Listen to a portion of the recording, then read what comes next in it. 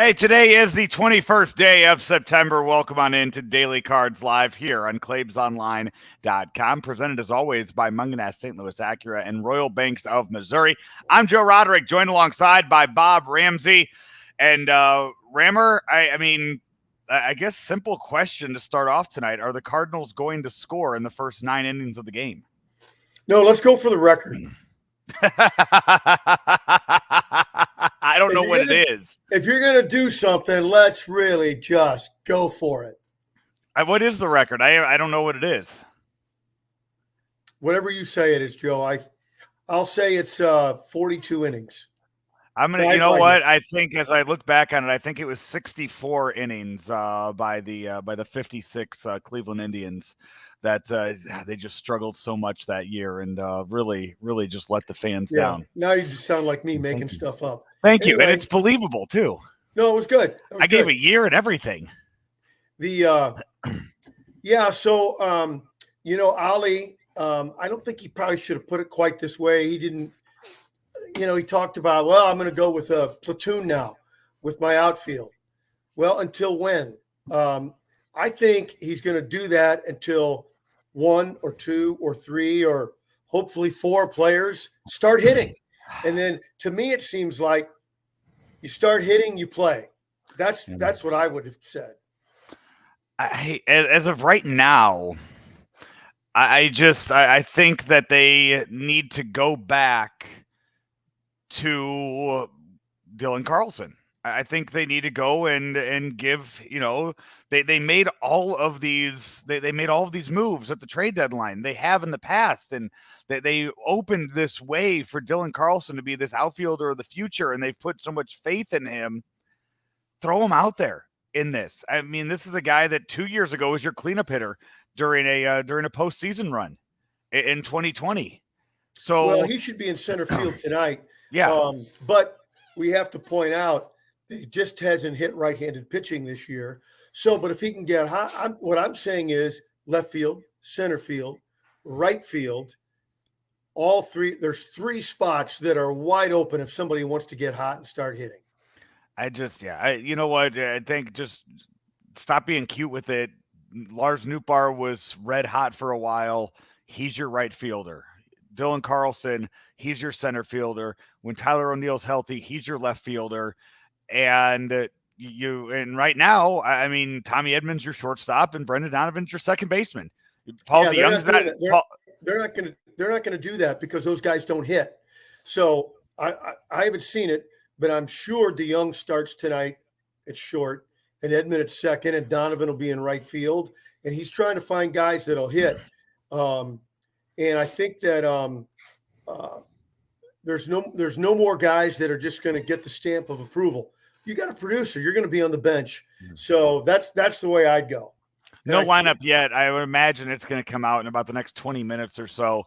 Should be Yepes, Carlson, Donovan in the outfield. Yeah, the Cardinal clubhouse opens in San Diego at 5:10 Central Time, so it's usually around then when the media gets in there and starts posting the lineup. So here in about 20 minutes, keep an eye on social media if you're watching us live right now on Twitter, Facebook, or YouTube. We do know Miles Mikolas will be on the mound starting for the Cardinals. Blake Snell will be starting for the Padres. The Padres lineup is out, though. They're going Jurickson Profar in left, Juan Soto in right, Manny Machado at third, Cronenworth at second, Josh Bell at DH, Ha-Sung Kim at short, Will Myers at first, Austin Nola is behind the plate, and Jose Azocar is in center field.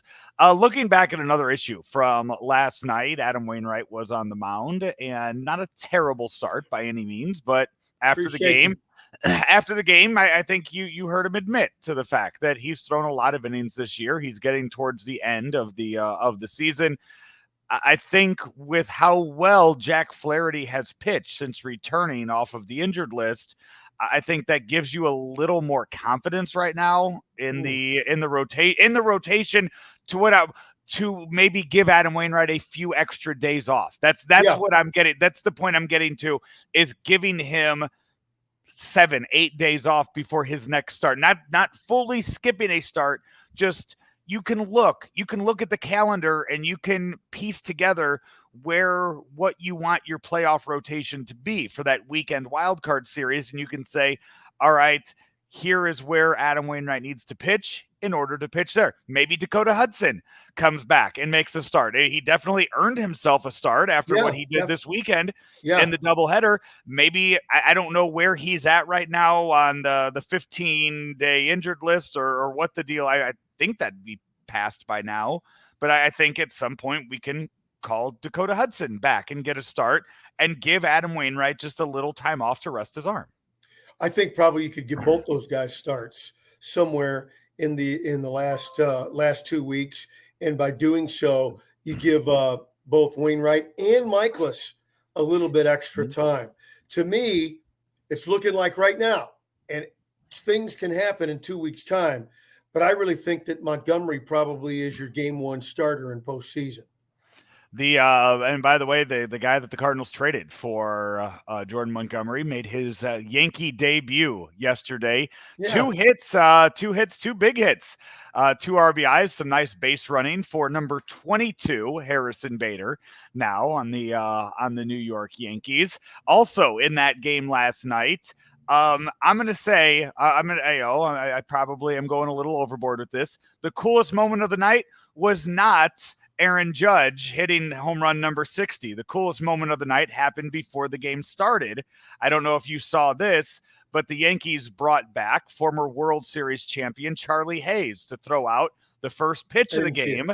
The man who caught the final out of the 1996 World Series. He gets out there on the mound and he throws out the first pitch to Brian Hayes, his son, the third baseman for the Pittsburgh Pirates. So that was a really cool moment that the Yankees and the Pirates got together and did for that game. It is nice. Yeah. I like that.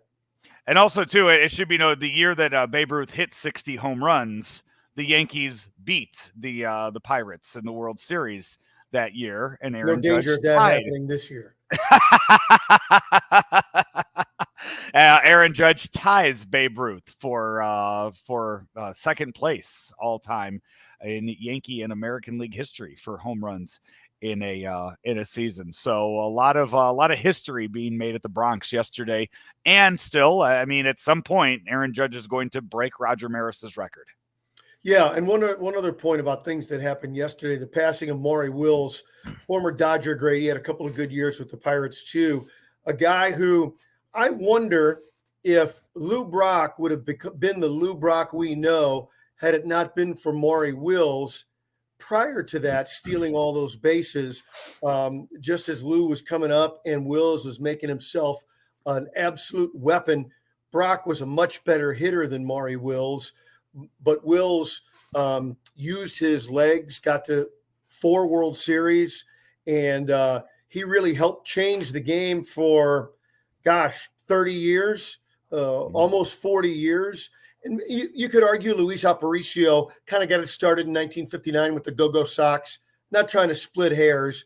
I'm just saying, saddened by the passing of a great player who's one of the game's innovators in Dodger shortstop Maury Wills. Rammer, it's a lefty on the mound tonight for the Padres. Blake Snell gets the start.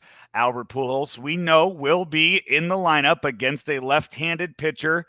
Does that Albert Pujols get a step closer, or does he get to 700 tonight in San Diego? I don't think he's done much against Snell. I think he's only faced him one game, perhaps. Yeah, I don't know. I don't know what he's got.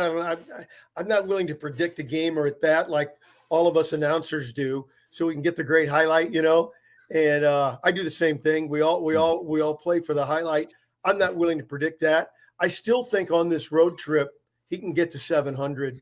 So it wouldn't surprise me if it was tonight. Hey, I know there's been a few articles written about the way that the Cardinals broadcasters plan to cover 700. Yeah.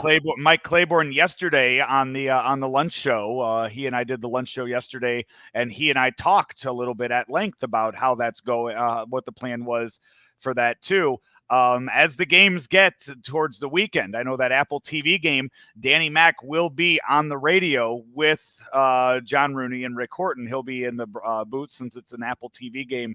So it's, and I know Clabe said this past weekend, he every time Albert was up, he handed the microphone over to Rooney, and he let him talk, making sure that that John Rooney was the voice of history for the St. Louis Cardinals. Mike told me, gosh, it's been over a week ago now, privately, that's what he intended to do, and I think everybody else kind of followed suit and got on board, and it makes sense.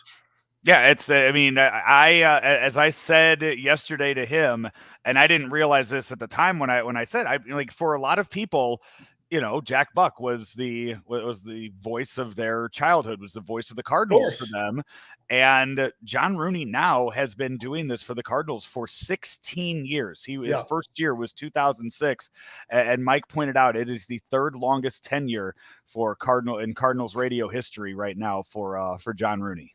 I guess it's just behind Buck and Carey. Yeah.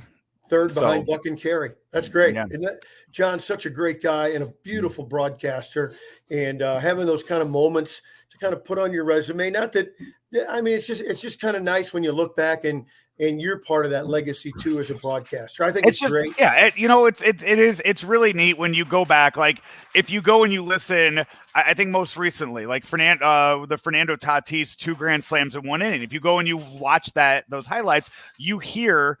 You hear Mike Shannon on the call from 23 years ago, and you hear that, and you're like, wow, that was Mike Shannon 23 years ago. And now, forever we're going to hear the voice of John Rooney on these calls. And that's, that's pretty cool for somebody like that to have that stamp of their legacy, something that a lot of broadcasters don't get a chance to do in their career. Yeah. Going back over 20 years ago now, 98, I was so lucky to call a bunch of McGuire's home runs in the 98 season. And that's always going to be special to be a teeny itty bitty part of what happened that year, because it was, despite what we learned later, in the moment, it was unbelievable fun. Who cares? It was fun when it was happening. Yeah. Forget all the other stuff. Hey, Rammer, this show brought to you each and every day by Royal Banks of Missouri and Mungenast St. Louis Acura. Go to their website, stlouisacura.com. And right there, you can go and you can search and see everything they have there on the lot at 13720 Manchester Road in St. Louis. And you can see just what your next car is going to be at Mungenast St. Louis Acura. They are the nation's only 30-time Acura Precision Team winner, and they will bring the vehicle to you. Go online, stlouisacura.com. We will be back tomorrow after the game. It's a day game tomorrow in St. Louis. We will be back with you after that game is over and the Cardinals make their way up the PCH or however they're getting up to LA. That's how you and I would go. That's how you and I would go. Yeah. I'm gonna guess they're gonna take like a 20-minute flight or something into an airport up there. That's how they'll roll with Claves too. Hey, he's Bob Ramsey. I'm Joe Roderick. We will talk to you tomorrow right here on Daily Cards Live here on ClavesOnline.com. From our roots in St. Louis, Royal Banks of Missouri is branching out to continue serving you with our locations in St. Charles, Jerseyville, Granite City, and now in Hannibal, Center, and New London. Royal Banks of Missouri, the community bank in your community.